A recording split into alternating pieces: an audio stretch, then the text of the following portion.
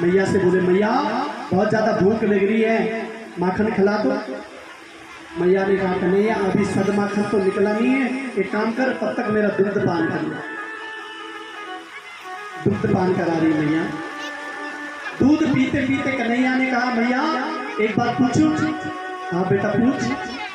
मैया एक बात बताओ, आपको दूध ज्यादा प्यारा लगता है या दूध? मैया ने कहा कन्हैया कैसी बात कर रहे हो? दूध तो मैं तेरे लिए इसलिए रखती हूँ ताकि मेरा बेटा खूब दूध पिएगा तो हृष्ट पुष्ट हो जाएगा। भगवान बड़े प्रसन्न हो गए। इतने में मैया की दृष्टि पड़ी और रसोई मैया को आ गई गुस्सा।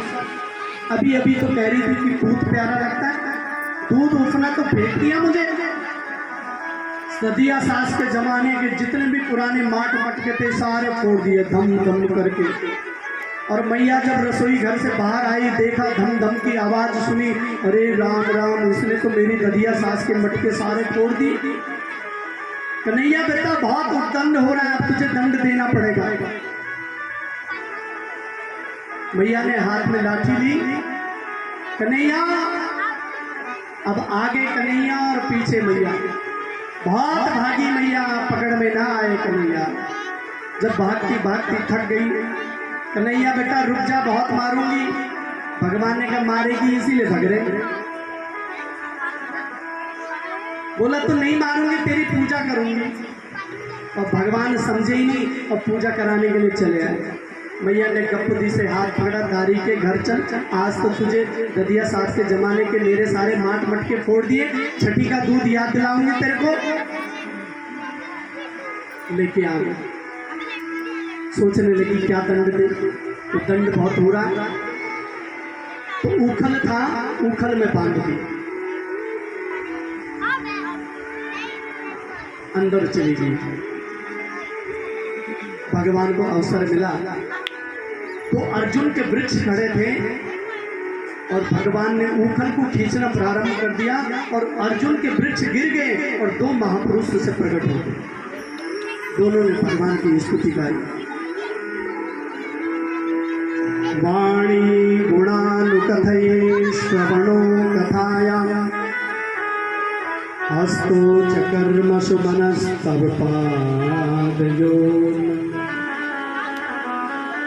स्मृत्यां शिरस्तव निवासि जगत में। इसलिए नारद जी ने क्रोधित होकर के इनको शाप दे दिया, जाओ तुम जड़ बन जाओ। और नंद के आंगन के वृक्ष बने। आज भगवान ने इनका उद्धार किया। वृक्षों के शब्दों गिरने का शब्द आज नंद बाबा के कानों में पड़ा। नंद बाबा ने कहा ब्रजवासियों, अब हम इस गोकुल में नहीं रहने लगे। उपनंद ने कहा नंद बाबा, हमारे इस ब्रज में बहुत सारे वन हैं, निधि वन, ताल वन, आम वन, मधु वन और एक है वृंदावन। इसलिए बाबा हमें वृंदावन चलना चाहिए। वृंदावन की जैसी बात आई, सारे ब्रजवासी अपनी बैलगाड़ी में माट माट के रख करके चल पड़े। वृंदावन का मतलब है वृंदायाम तुलस्यावनम, वृंदावन तुलसी का जो वन हो वो वृंदावन है। और दूसरा भक्तजन समूहानाम वनम वृंदावन, भक्तजनों का समूह जहाँ रहता हो वो वृंदावन है। वनम वृंदावनम नाम पश्यत्यं नवकाननं गोप गोपींगवां सेव्यं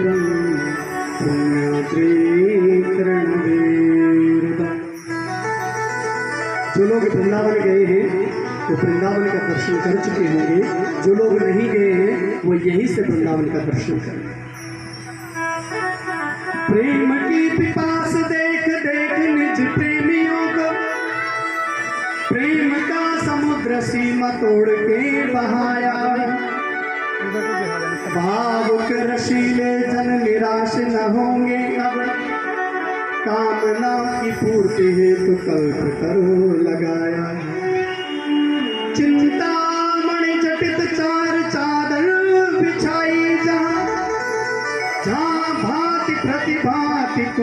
कुंज से सजाया है, भारत का भूषण तिलक तीनों लोगों का, भक्तों के वास है तो वृंदावन बसाया। आली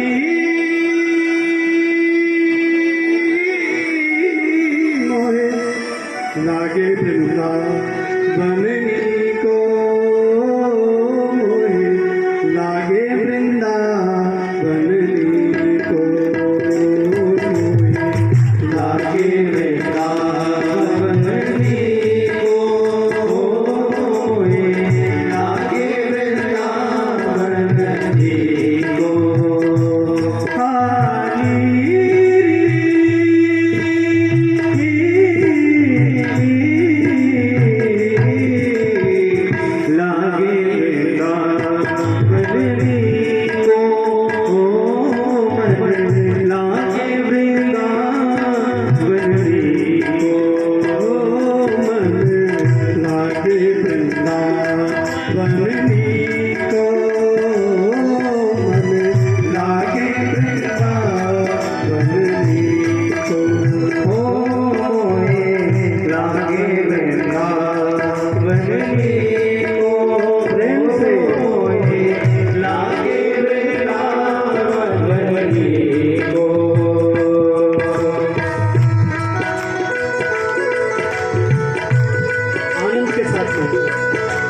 मीठी मीठी तालियों की सेवा करते हुए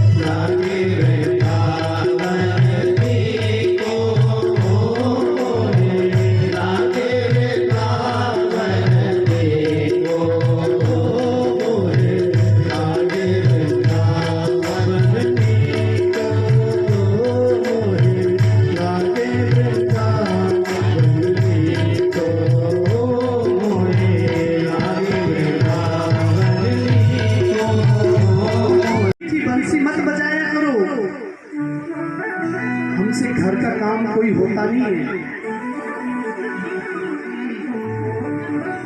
मानो भगवान ने प्रश्न किया हो, अरे गोपियों, मैं जब बंसी बजाऊंगा ना तो खट्टा भी मीठा बन जाएगा। गोपियां कहती है, कन्हैया मीठा तब बने जब कुछ बने, बनता ही नहीं है। आपके बंसी के स्वर सुन करके ना लकड़ियों से पानी टपकने लगता है, आग नहीं जलती। और मन तो कन्हैया घर में लगता ही नहीं। इसलिए आपसे निवेदन है कि जब भी आप बंसी बजाओ ना तो उस समय हमें पहले बता दिया करो, ताकि हम घर के सारे कार्य कर लिया करें पहले। क्योंकि जब आप बंसी बजा देती है ना तो फिर हमारे घर का काम के समय में बंसी मत बजाए। गोपियां आपस में इस तरह से बातें करती है।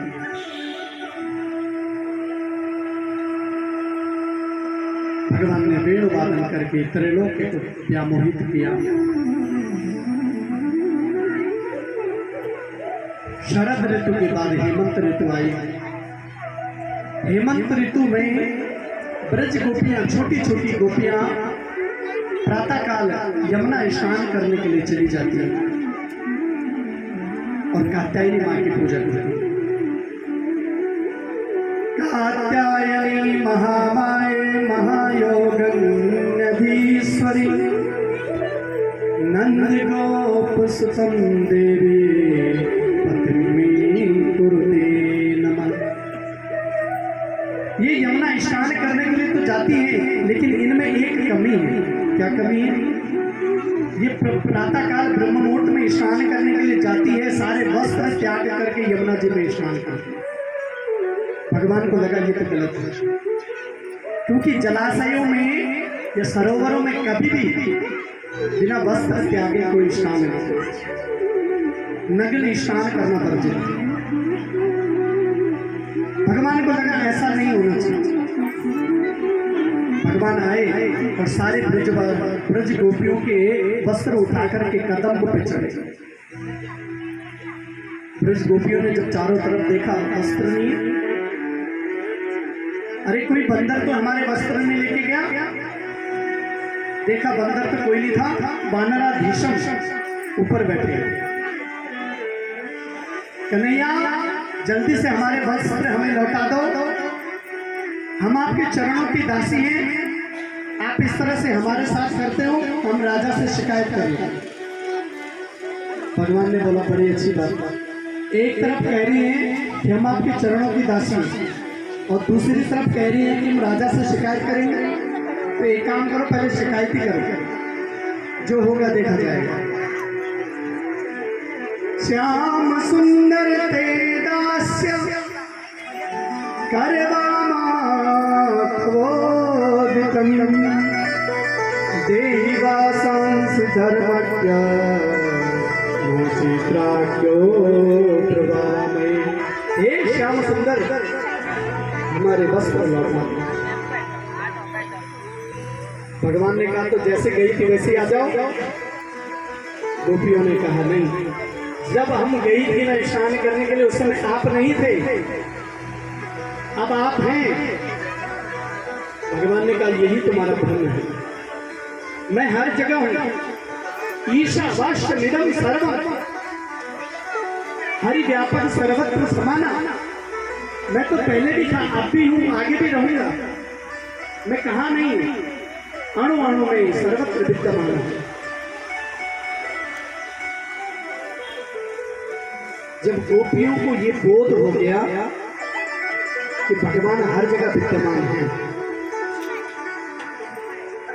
क्योंकि मैं एक निवेदन करना चाहूंगा, लोग इस बात को बहुत जल्दी, मैंने कल भी कथा में निवेदन किया था कि लोग शास्त्रों की बातें पकड़ते बहुत जल्दी हैं, और बहुत सारे लोग जो विधर्मी लोग हैं हमारे इस बात को ज़्यादा उठाते हैं कि अरे आपके भगवान ने तो गोपियों के वस्त्र हरण करे।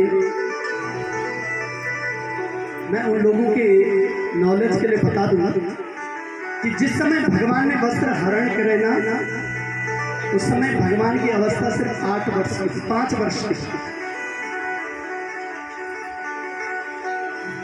और आप अपने चश्मे से भगवान को मत देखा करो, विकार आप लोगों के अंदर है, चश्मा आपका गड़बड़ है।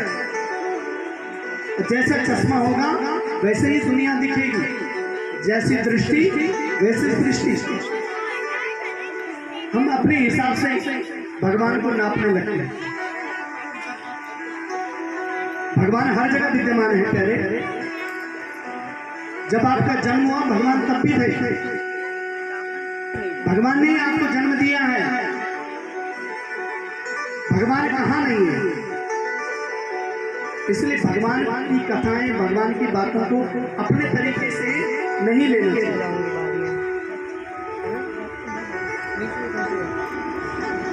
सारे ब्रज गोपियों को भगवान ने वस्त्र दिए, ब्रज गोपियों बाहर आई, भगवान को प्रणाम किया। भगवान ने यज्ञ पत्नी पे भी कृपा करी। अब आ गया कार्तिक कृष्ण पक्ष अमावस्या। जिसको दीपावली कहते हैं। दीपावली वाले दिन आज मैया सुबह से ही आज रसोई घर में भोजन बना रहे हैं, बड़े सारे पकवान बना रहे हैं। आज कन्हैया जब जगे, भगवान का तो सारे काम बच्चों की तरह होता है। भगवान जब जगे तो देखा तो रसोई घर से बहुत सुंदर सुंदर खुशबू आ रही है, सुगंध। सीधा रसोई घर में पहुंचे, मैया जरा खाने को मिलेगा। मैया ने भगा दे, एक नहीं या दूर है, पहले जय जय हो जाएगी तब खाने को मिलेगा। भगवान ने कहा ये जय जय कौन सी बला है?